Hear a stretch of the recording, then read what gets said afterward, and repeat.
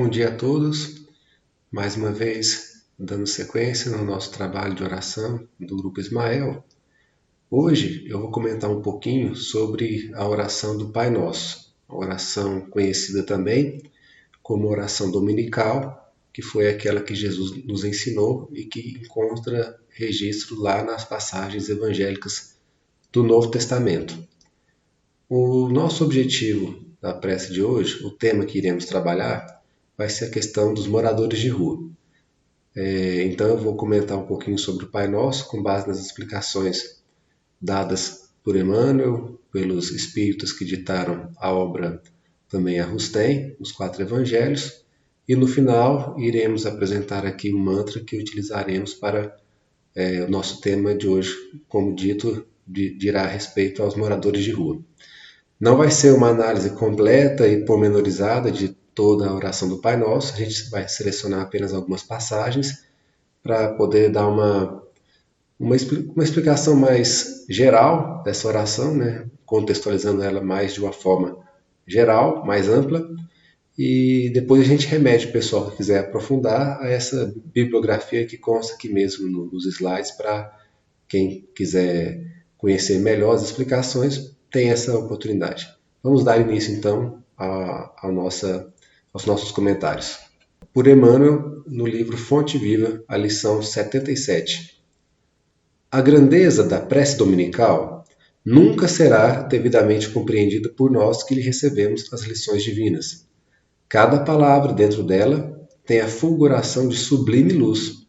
De início, o Mestre Divino lança-lhe os fundamentos em Deus, ensinando que o Supremo Doador da vida deve constituir para nós todos o princípio e a finalidade de nossas tarefas. É necessário começar e continuar em Deus, associando os nossos impulsos ao plano divino, a fim de que nosso trabalho não se perca no movimento ruinoso ou inútil.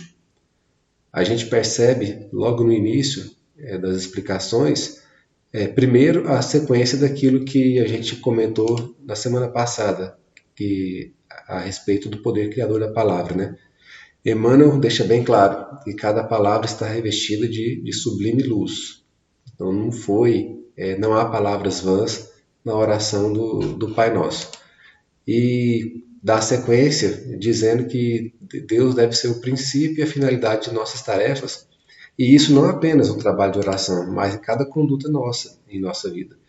Porque nos deixando guiar dessa forma, o mesmo raciocínio exposto naquela passagem, buscar primeiro o reino de Deus e a sua justiça, e evidentemente que todas as provações ou expiações que nós estivermos sujeitos, sejam individuais ou coletivas, serão enfrentadas por nós de uma forma muito mais tranquila, porque a gente vai ter a noção de que aquilo é uma dádiva de Deus que busca sempre a nossa redenção. Esse é o grande objetivo, a grande lição das preces que nós fazemos ao longo do dia, não só aqui no trabalho do Grupo Ismael, que tem um objetivo mais de intercessão, como na nossa conduta no dia a dia, nas demais orações, com objetivos diferentes que nós fazemos. Prosseguindo então, Emmanuel diz assim: em seguida, com o simples pronome possessivo, o mestre exalta a comunidade. Depois de Deus, a humanidade será o tema fundamental de nossas vidas. Compreenderemos as necessidades e as aflições, os males e as lutas de todos os que nos cercam, ou estaremos segregados no egoísmo primitivista. Também tem relação a outra passagem evangélica, essa explicação que Emmanuel fez, né? Que depois de amar a Deus sobre todas as coisas, nos cabe amar ao próximo como a nós mesmos. Por isso que a oração do Pai Nosso, ele dá esse caráter do pronome possessivo plural, para que possam todos estar inclusos nos nossos objetivos, na nossa busca por melhoria e auxílio. Mais um. E aí Emmanuel conclui nessa lição: Pai nosso, disse Jesus para começar, Pai do universo, nosso mundo. Sem nos associarmos aos propósitos do Pai na pequenina tarefa que nos foi permitido executar, nossa prece será muitas vezes simples repetição do eu quero, invariavelmente cheios de desejos, mas quase sempre vazios de sensatez e de amor. Devemos então buscar os propósitos do Pai em cada uma de nossas preces, porque assim nós saberemos compreender os desígnios de Deus em nossas vidas. Muitas vezes, nas nossas orações pelas famílias, que também realizamos aqui no nosso trabalho, a gente tem casos difíceis e esses casos poderão ter uma cura física ou às vezes isso não será possível. Mas é a busca por Deus, de compreender os desígnios deles em nossas vidas, que é o principal, uma vez que as provações são individuais e coletivas, muitas vezes, nós não vamos conseguir retirá-las, mas poderemos dar uma luz, um auxílio, um bálsamo aos destinatários de nossas orações e a nós mesmos, em última análise, né? Então, saber associar aos propósitos do Pai, como foi bem colocado aí. Agora a gente já parte para aquilo que Rustem nos ensina, né? Comentando outra passagem. Venha o teu reino, que todos os homens se submetam à tua lei, que todos conheçam e abençoem o manancial de onde tiraram a existência. Bem interessante essa passagem, né? Para que o reino de Deus venha até nós, devemos fazer a nossa parte e se submeter às leis divinas. Obedecer os mandamentos, como diz o Cristo, fazer aqueles ensinamentos que estão no Sermão da Montanha, colocarmos em prática, dentro das nossas limitações, evidentemente, mas é um processo natural, dentro da nossa evolução. Se cada um de nós se submeter às leis divinas e saber se portar de forma adequada, naturalmente que o reino de Deus virá até nós mais cedo, no sentido de obtermos um planeta regenerado e onde cada vez mais os princípios divinos serão colocados em prática. Passamos aquela passagem: não nos deixeis cair em tentação. Dá-nos, bom Deus, força para resistirmos aos maus instintos de nossa natureza tão má.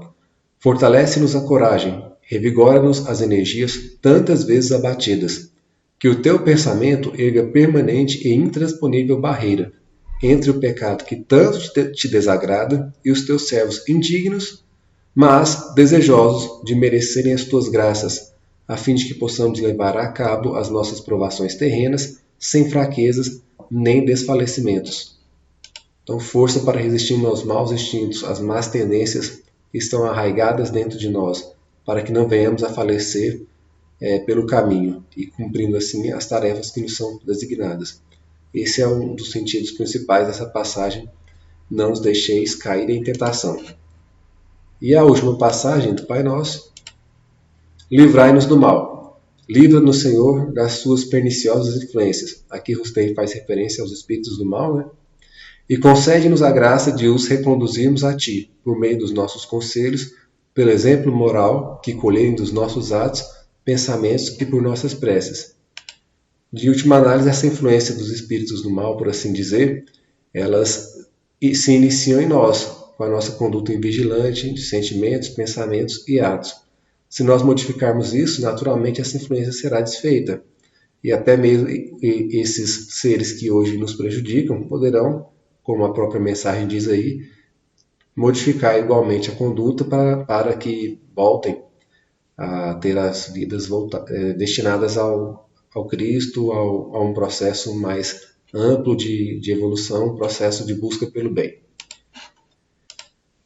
Então, agora o nosso mantra, para que possamos trabalhar com os moradores de rua, será novamente em relação à prece de Caritas, outra passagem.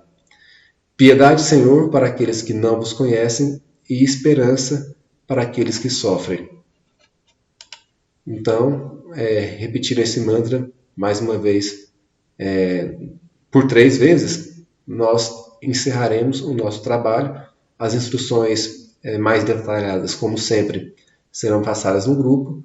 E espero que esse vídeo do Pai Nosso possa nos auxiliar a estudar mais, a compreender o mecanismo da prece e na hora da nossa oração que possamos realmente estar munidos dos melhores sentimentos, né, colocando nossa vontade mesmo de auxiliar, conjugando isso com os pensamentos e assim nós iremos fazer um bom trabalho, se Deus quiser. Muito obrigado, conto com todos vocês às 11 horas. Até lá.